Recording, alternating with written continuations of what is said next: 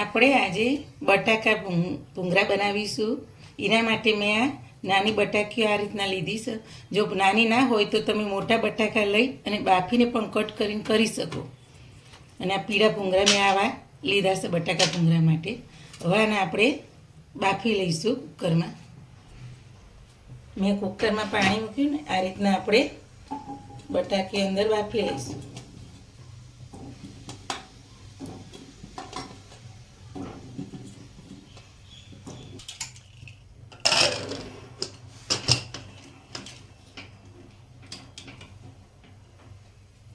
આપણે 2 વિસલ આ રીતના વગાડી દઈશું. હવે આપણા બટાકા આ રીતના બફાઈ ગયા તમે જુઓ, અને ઠંડા પણ થઈ ગયા. એના હવે આપણે સાલ કાઢી નાખીશું બટાકાની. બધા બટાકાની આપણે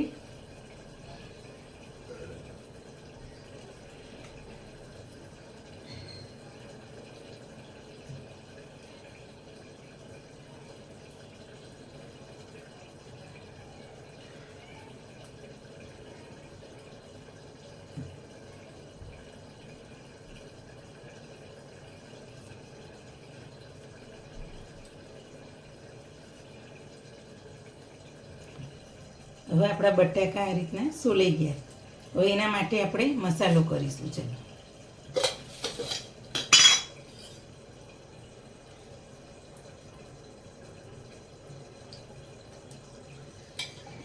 દોઢ ચમચી જેટલું આપણે તેલ લીધું. 1 ચમચી જેટલું મરચું નાખીશું. સ્વાદ અનુસાર મીઠું નાખીશું. હવે આપણે એને મિક્સ કરી દઈશું રીતના.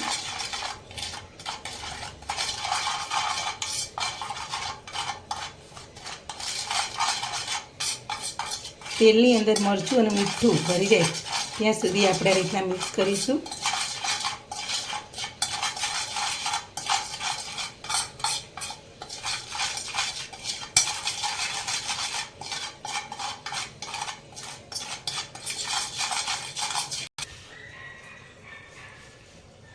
જો હવે આપણે તૈયાર થઈ ગયું આ રીતના ચટણી ટાઈપ. આપણે આના બીજો મસાલો આપણે કરવાનો બાકી. આ ખાલી બટાકાની અંદર ગોટ કરી નાખીને ઉપર મસાલો સરસ ચડે એના માટે આપણે આ ચટણી ટાઈપ મસાલો બનાવ્યો. જો આ રીતના આપણે બધા બટાકીઓને ગોટ કરી દઈએ.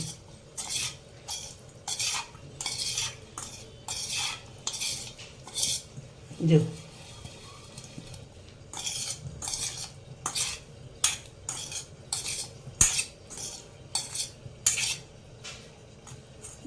સરસ બટાકીને આ રીતના ગોટ કરી દીધી. હવે આપણે બીજો વઘારનો મસાલો તૈયાર કરવાનો છે. ત્યાં આગળ આને 1 મિનિટ આપણે રેસ્ટ લેવા દઈશું. ત્યાં આગળ બીજો મસાલો તૈયાર કરી દઈએ. આપણે 8-9 કળી લસણની લીધી, સૂકા લસણની. હવે એની અંદર આપણે મોટી 2 ચમચી મરચું નાખીશું.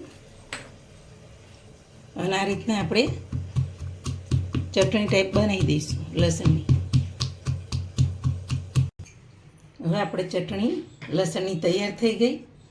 હવે આપણે બટાકા ભૂંગળાનો ચલો વઘાર કરીએ. આપણે કઢાઈ મૂકી ગેસ ચાલુ કર્યો.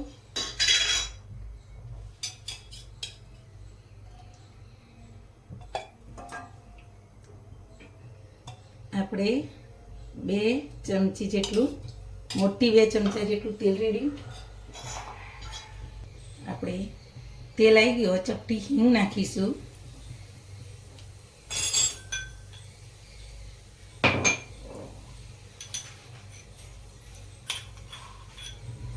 હવે લસણની આપણે ચટણી નાખીશું.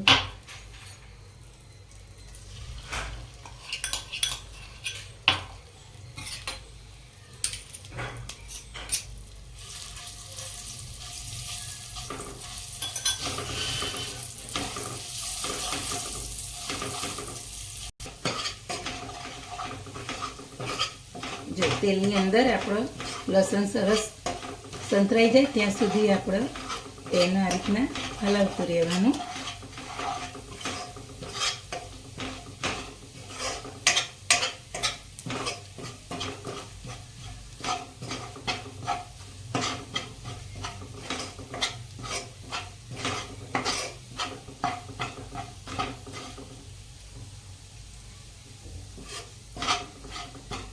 આપણું લસણ સરસ અંદર શેકાઈ ગયું. હવે બીજા મસાલા કરીશું.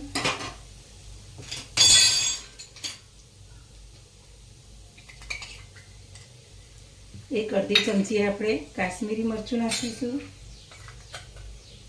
એક અડધી ચમચી ગરમ મસાલો નાખીશું. આપણે ગોટ કરવા મીઠું થોડું નાખીશું, એટલે થોડું સ્વાદ પ્રમાણે મીઠું નાખીશું. લાલ મરચું થોડું નાખીશું.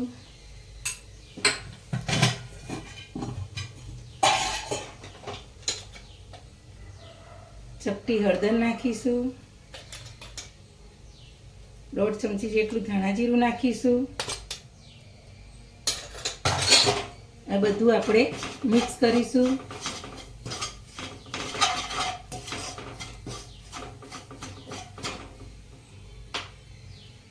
હવે આપણે થોડું પાણી રેડીશું મસાલા સંતરાય ત્યાં સુધી.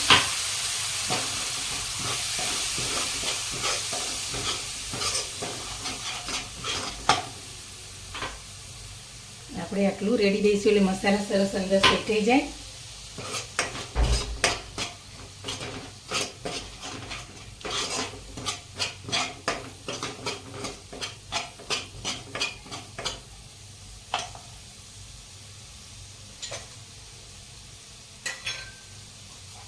આપણે આટલી કસ્તુરી મેથી અંદર આ રીતના મસરી નાખીશું, એનો સ્વાદ સરસ લાગે.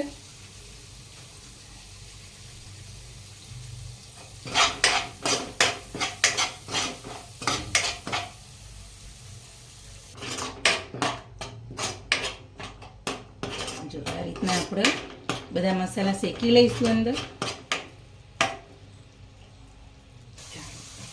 પાણીનો ભાગ બળી ગયો, તેલ આપણું છૂટું પડી જો.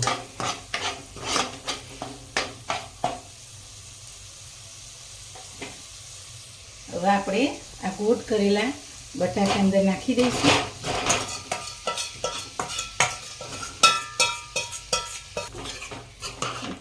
આ રીતના બધો મસાલા સાથે બટાકાને મિક્સ કરી દઈશું.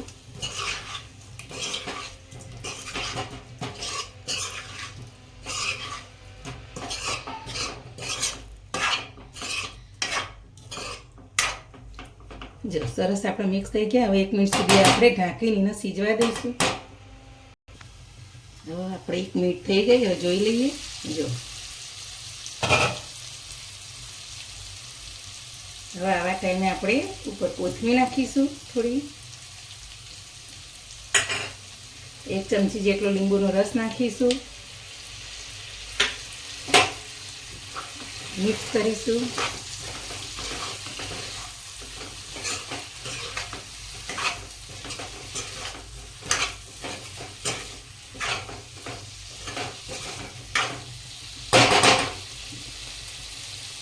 આપણા બટાકા મસાલાવાળા તૈયાર થઈ ગયા. ગેસ બંધ કરી દઈશું. હવે આપણે ભૂંગળા તરવા માટે તેલ મૂક્યું. તેલ આવી જાય એટલે ભૂંગળા આપણે તરી લઈએ.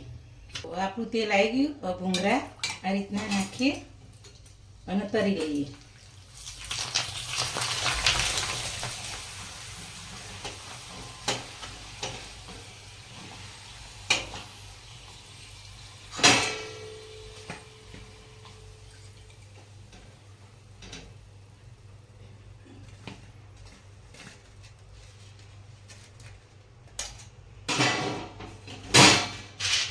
એટલે બે નાખતા જઈએ ને તરતા જઈએ.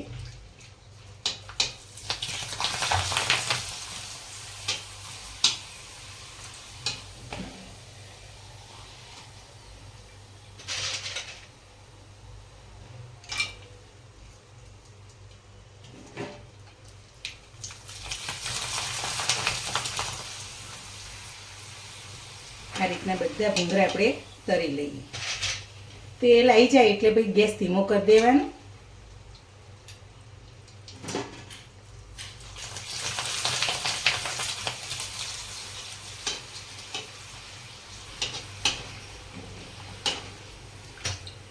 હવે આપણે ગેસ બંધ કરી દઈશું. બધા ભૂંગળા તરાઈ ગયા. જો